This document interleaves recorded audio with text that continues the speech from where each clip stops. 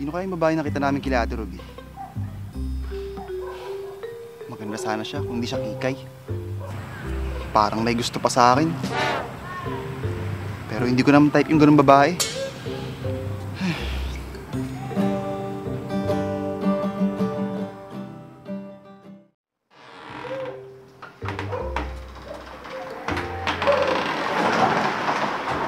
Sino kaya yung gwapong lalaki na nakilala ko ng isang araw? Mukhang tinamaan na yata ako. Jack, matatagalan yung pagbabakasyon ko dito. Tanong ko na lang pala si Madir. Total, dumating naman na siya kagabi.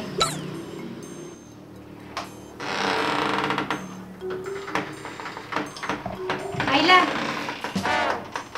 Myla, Tot! Ano ba iniisip mo? Wala Madir. Anong wala? Natutulala ka dyan. Madir, may nakita kasi akong gwapong lalaki ng isang araw dyan. Gwapo? Lalaki? Sino kaya yun? Kilala mo ba siya, Madir? Hindi naman siguro si Angelino at si Francisco yun. Kasi hindi naman sila gwapo. Halos kasing edad ko lang siya, Madir. Baka si Florencio yun, Myla. Lorenzo? Pangit naman ng pangalan niya. Kilala mo ba yun, Madir?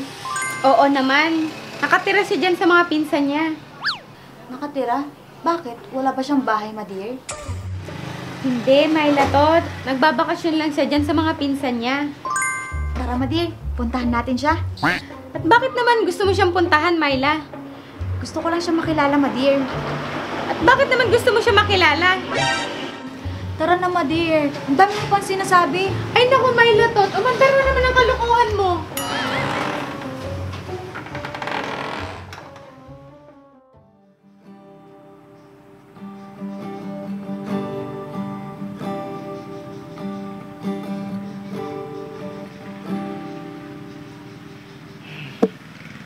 Kung ano-ano kasing ginagawang kalokohan ng mga pinsan ko. Mag-isa ko na lang tuloy ngayon.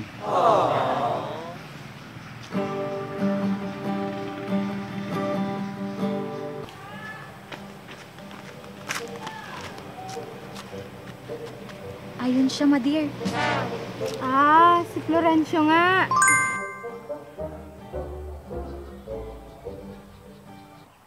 Ang galing pala mag-gitara ng lalaking to. Parang mas gusto ko na siya ngayon. Hoy, Myla, Tot. Umayos-ayos ka nga. Tara na nga, Madir. Lapitan natin siya.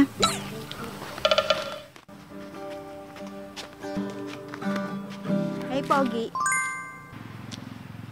Oh, Ate Ruby, napasyal kayo.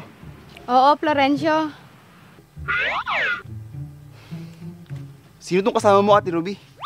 Bago niyong katulong? Lokong to Nagkamalan ba naman akong katulong?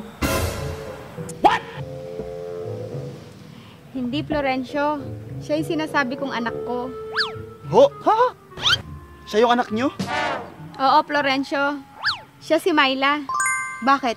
Nagdududa ka ba? Konti lang. Pasalamat ka, pogi ka. Kung hindi, sinuntok na kita. Tama na nga yan. Magbabakasyon muna dito si Myla, Florencio. Ganun ba, Ate Ruby? Nakita ko nga siya nung isang araw sa bahay niyo.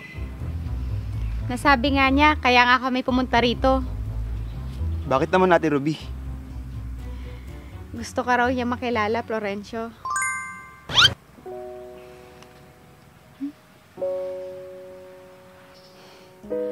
Nasaan pala si Angelina at Francisco? Wala yata sila. Umalis sila, ate. Nasa ibang script ba sila? Hindi, ate. May ginawa kasi silang kalokohan, kaya umalis. Mga loko-loko talaga yung mga yun. Ay, Myla, Tot. Uwi ka na ba? Oo, Madir. Bakit bigla na lang siya umalis, Ate Ruby? Baka nagalit, Florencio. Sinabi mo kasi na bago kong katulong siya. Pasensya ka na, Ate Ruby. Mukha kasi siyang kikay, kaya napagkamalan kong katulong. Hindi naman siya dati ganon. Hindi ko nga alam kung bakit siya nagkaganyan. We, hindi nga. Oo, Florencio. Maganda yung anak ko, lalo na pag hindi siya kikay. Pwede. Punta ka sa bahay mamaya, dun ka na kumain. Total, mag-isa ka lang naman dito. Sigurado kayo, Ate Ruby? Oo, Florencio, para makapagkwentuhan tayo nila Myla. Sige po, ate. Sige, alis na ako. Baka kasi magalit si Myla.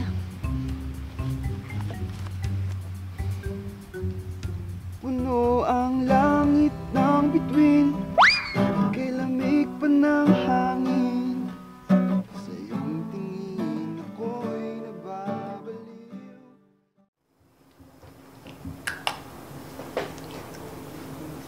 Tingnan ko lang, Florencio, kung hindi ka maakit sa ganda ko.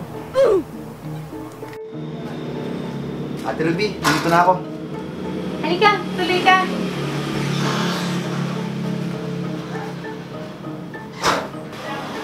Nasaan po si Myla? Nasa loob pa.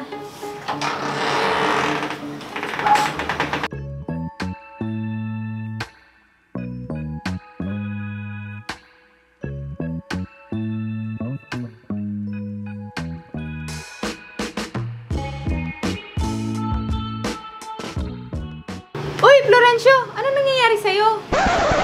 Ah, ang ganda mo pala, Myla. Di ba maganda yung anak ko, Florencio? Lalo na pag hindi kikay. Oo nga, Ate Ruby. Humanda ka sa akin, Florencio. Sa pagsasabi mong kikay ako. Ikaw ang maghahabol sa akin ngayon.